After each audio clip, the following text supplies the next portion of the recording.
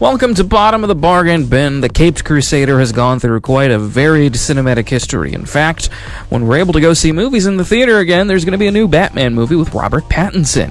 Yeah, you can say what you want, but there was a petition for Michael Keaton not to play Batman before the internet, back in 1989. So, despite the inaccuracies compared to the source material, that movie was a hit.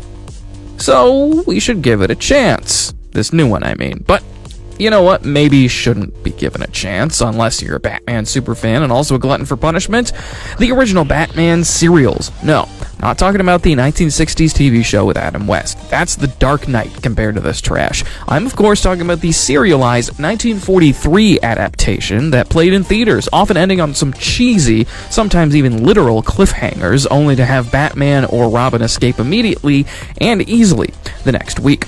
These aren't good and have aged extremely poorly, from the bare-bones production quality to the extremely racist depiction of Japanese people. Tolerate this inefficiency if you cannot carry out your assignment. I will get someone else to place. That's okay with me. I'm fed up with your Jap New Order anyhow. Yes, this movie was made in the middle of World War II, so instead of using the Joker as the main villain, a new villain named Dr. Daka was created. His aim is to literally brainwash Americans to follow the rule of then-Emperor Hirohito with a mind control device. So, this serial explained to you is pretty terrible, but if you didn't know anything about it, you might get suckered into buying it. Look at this packaging! The DVD box set came out on DVD in 2007, right around the time Batman Begins was getting released on DVD. Like, this is just shameless. And that's not the first time they've pulled this either. It was released on VHS back in the 1980s, and even as far back as 1965, they re-released them to lead up to the Adam West movie in 1966. My dad actually saw this re-release and said they knew it sucked back then, too. There are 15 episodes of this serial in total, and they were all played back to back in theaters and on home video. The DVD box that I got was very cheap. I actually, yes, got it out of the bargain bin. And yeah, it is a good bargain because it has the other serial from 1949, making over 8 hours of this crap for about $2.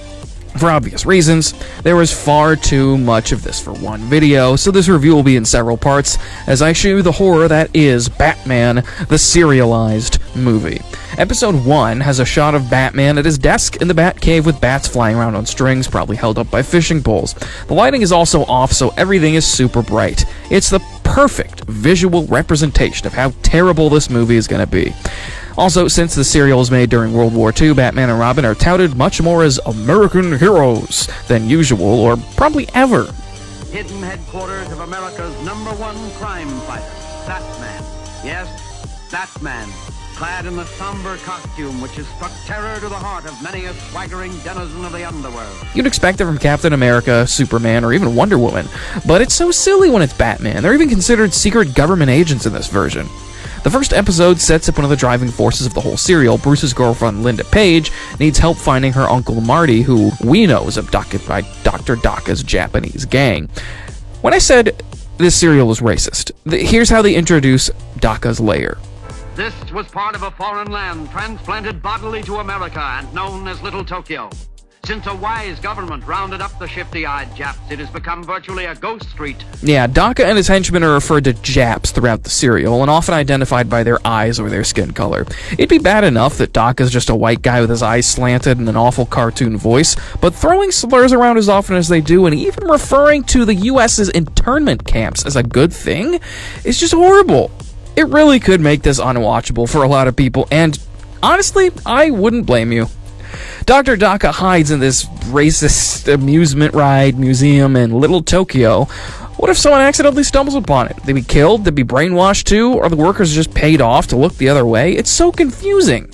So anyway, Dr. Daka needs radium for his ray gun and steals it from the Gotham Foundation. Batman and Robin thwart this plan, of course, and we get to see our first cliffhanger. This will be a common theme. Batman falls off the roof and it looks like he's gonna die, but when you tune in next week, he's fine. He just fell onto some scaffolding. That would still hurt. But after the fall, and now we're in episode 2, Batman and Robin recover Daka's ray gun and hold the criminal who had it hostage for information. And Batman is being, like, really creepy here. Pretty cozy. What were those? Just some of my bats. Hope they didn't disturb you, but you see it's nearing their feeding time. You don't mind being left here alone with them, do you? Bruce also nearly kills Alfred with the ray gun. It was shot. You almost turned it into dust. That's funny.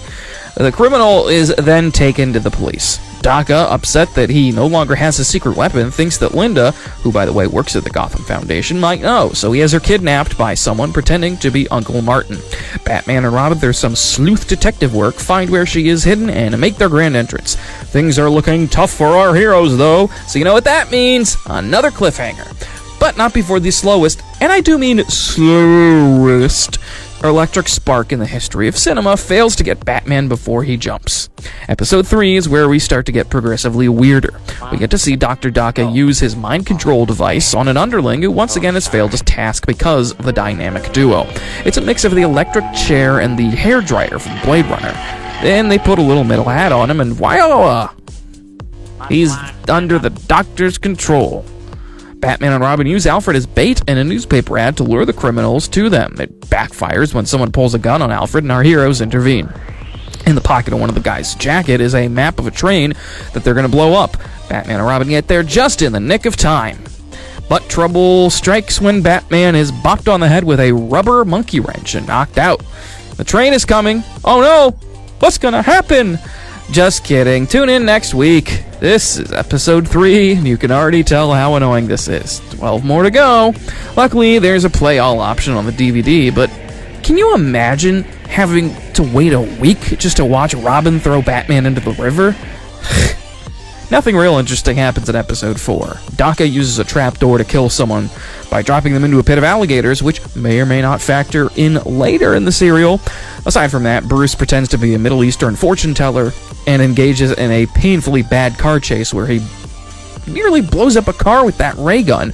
Oh, Batman survives, by the way. Episode 5. Episode 5 is nutty, and probably my favorite one so far. Batman and Robin use science to discover secret writing on this paper, leading them to an airplane hangar, hopefully to thwart the bad guy's plans. But what Daka does in this episode makes a Rube Goldberg machine look like pressing a button. Dr. Daka receives a corpse from Japan. He then brings the dead body back to life for like 30 seconds so he can give his information in a picture slide, and then he just dies again. Okay, stop! Forget the ray gun or the radium or even the mind control. Dr. Daka has the ability to bring people back to life, and he uses it because he didn't want to make a phone call. What? Like, nobody's saying, hey, this is maybe like a scientific discovery ever. So Daka brainwashes some more racist white people and sends them to steal a new airplane the Japanese are trying to rip off. Batman stows away on the airplane while Robin fights the brainwashed men. The plane, of course, takes off, and Batman fends off these henchmen in the actual plane. The army says, oh no, they stole the plane. Shoot it down! And yes, I don't have to tell you that Batman survives the plane crash, but like, he didn't even jump out. He just survives. In episode 6, Daka is still trying to get radium. Like, dude, you can bring people back to life. You have mind control. Work on that. Forget about the radium. But Daka's upset since the U.S. sunk one of their submarines. More propaganda. The criminals find their way to a lot of radium again, but again are thwarted by the dynamic duo. Alfred even goes undercover this time. And Batman dies in a fiery explosion. Just kidding, he's back the next week. Episode 7 sees Dr. Daka's men kidnapping the man who Alfred was impersonating because, surprise, surprise, he has access to radium. Again with the radium. Batman tracks him to a laundromat, I think, and almost gets crushed by an elevator. Now, if you want to know what happens to our Caped Crusader, tune in next week at 7.